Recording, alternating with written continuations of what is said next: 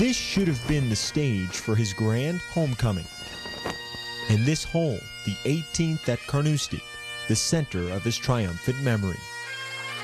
But 8 years later, Jean Van de Velde will be here for the Open Championship in name only. A name not inscribed by an engraver in the claret jug silver, but written by a greenskeeper atop the Barry Burns ancient stone. Not carved in victory, but etched in defeat. How long do you suppose this will haunt you? Oh, I guess forever. But I mean, as I say, you know, who will remember in 100 years? Here's a man who had a golf tournament won and mentally and strategically played a hole so badly that it cost him the golf tournament. In the ancient game, he was set to win the oldest prize. Approaching the 487-yard par 4 18th at Carnoustie, Jean Van de Velde, a 33-year-old journeyman with one win in a decade on the European Tour, held a 3-shot lead. Now what to do, what to do. He's out with a driver. Now, I'm not sure this is right. To have the audacity, the stupidity to take a driver out of bounds on the left, little stream, little Barry Burn running down the right fairway 40-odd yards wide or whatever, 3 shots ahead, the championship in the grasp of your hand. 1 hole to go, 3 iron, 7 iron, pitch up, and it's all over, thank you very much. There's no way you hit driver in your hand. If you're his caddy, you break every club but the wedge and the putter. Van de Velde's caddy that week was Christophe Angiolini. The two had worked together for less than 3 months before arriving at Carnoustie. The strategy was to hit driver because the further you are, the closer you are of the green. And with a 5 iron, you can miss the fairway and you can be dead.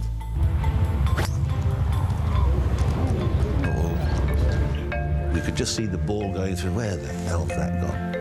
And then suddenly it landed alongside the Barry Burn on the right. Oh, you lucky little rascal. The tee shot landed on a peninsula surrounded by the burn on the 17th hole. That left Van de Velde with a choice: be cautious or try to be heroic. The second shot options are you wedge it, you stay safe, or you try to clear everything. I told him there is 2 options. If you want to go for the green, for me it's a 2 iron. There is a 190 meters. If you want to lay up, you can hit a pitching wedge. And he said to me, why? I can hit 2 iron. I did that all the week and perfectly. Okay, take the 2 iron. You know, there's just no reason. You lay up and you still get the claret jug. Nobody cares how you do it. Van de Velde's second shot would be as unlikely and unlucky as any in the game's history. Taking a couple of bounces around the burn. Is this real, Mike? Are we actually seeing this? The ball hit the top of a grandstand railing, bounced off the stone wall guarding the burn, and came to rest in knee-high rough. If the ball stayed in the grandstand, there is a free drop, so there is no consequence. If it lands anywhere else other than hitting that post, you know, the ball drops straight down. He can chip it on the green, and you know, he's your Open champion. Van de Velde stood in the high grass over his ball, assessing his line. He wins with a 6. His third shot's coming up. You could see from Van de Velde's face as he looks down that he's got an issue, that lie's really bad. Look at here. It went in the burn. The sound of that club hitting the rough, the ball goes up, and it's almost like it stays in the air long enough to rub it in. It's like if the ball was a person, it would have stopped and waved at Van de Velde, go, as it goes in. This is so sad. And so unnecessary. Then, the sideshow began.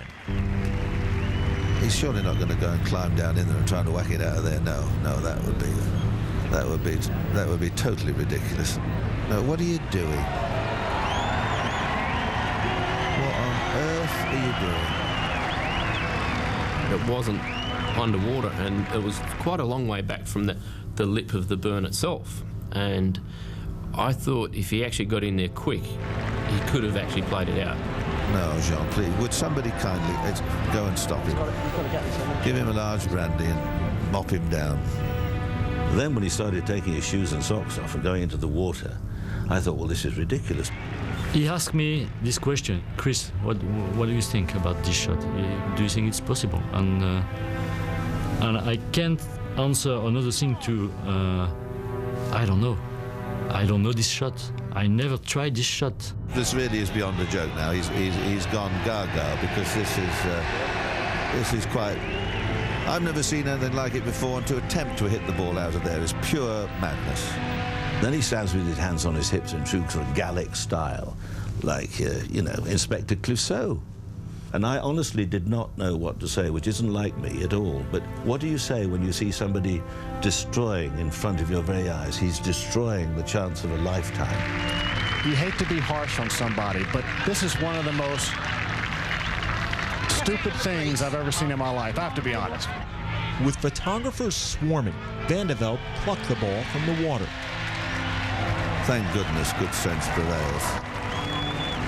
He would take a penalty and drop in the rough behind the water for his 4th stroke. 2 strokes left to win the Open.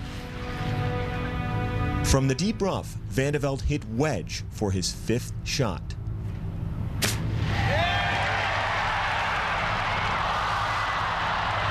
Well, he's just compounding error after error mentally.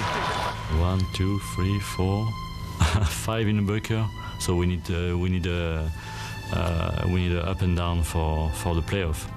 If this goes in, I'm gonna pack it in. I'm gonna retire if he holds this. Van de Velde's bunker shot would settle 6 feet from the cup. 23 minutes after stepping onto the 18th tee, he needed to make this putt to join a playoff. You root against no one, you root for no one. But you've got to hope that this goes in.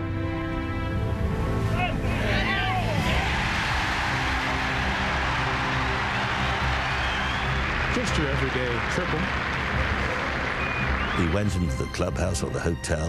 I don't know whether he had psychiatric treatment, whether a doctor administered it, whether he had a large brandy, whether he had a shower, changed his underwear. I don't know what he did. But then they emerged and they went into this playoff. The playoff would prove more footnote than finale. Paul Lawrie defeated Van de Velde and Justin Leonard to claim the Claret Jug. But it was the man who lost the prize who would become infamous, and the way he lost it, indelible. You have to remember, putting in perspective, it's a game. It's a game, right? It's not, it's not like life and death or whatever, It's your name down on the trophy. His response was, oh, it was just a game of golf. I mean, it wasn't just a game of golf. It was the Open Championship, and it was a championship that he should have won and should be on the record book forever, but he's not. When you sit and you think about it, what could have been, what might have been, it's very difficult to get over that. But and I think the scars are still there. If you scratch away at the surface, the scars are still there. They must be there. He had what will go down, certainly within its sport, and maybe within all sports, as one of the greatest blunders of all time. That's kind of a sad way to be remembered. Carnoustie, the little 18th hole.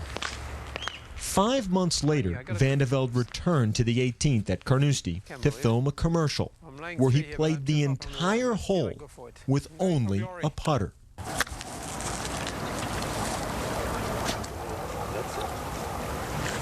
And he hit it on the green. He would make 6. While the 18th will likely play a pivotal role again in this year's Open Championship, Jean Van de Velde will not. He failed to earn a spot in the field. But his name is still here, written in the history of Carnoustie. Not in silver, but in cement.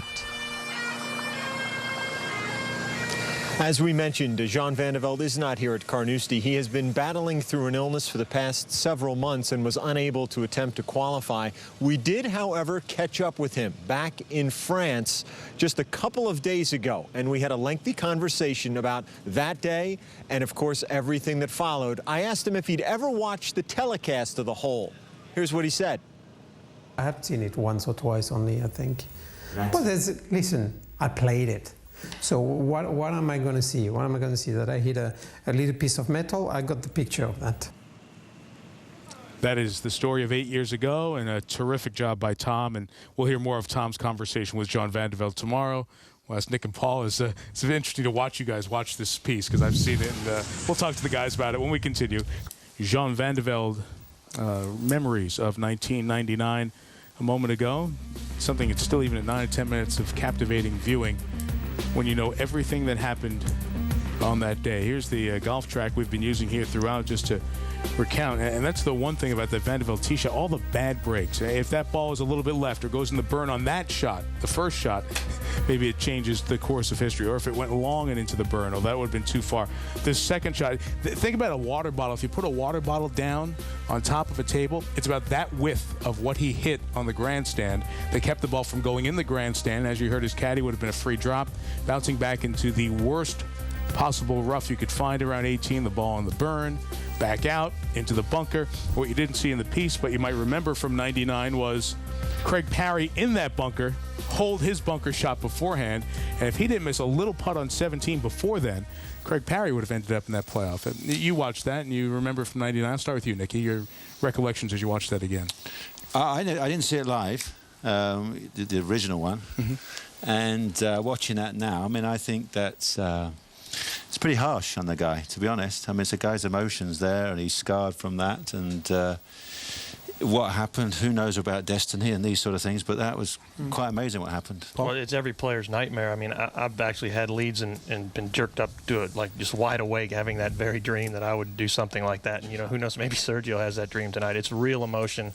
He had it in the palm of his hand, and you don't have to scratch very deep to find the emotion still right there. Yeah, and you hear some of that tomorrow. A guy led by 5 shots at this point going into the final round. And you saw what happened when he led by 3 on the last tee. Garcia leads by 3 here.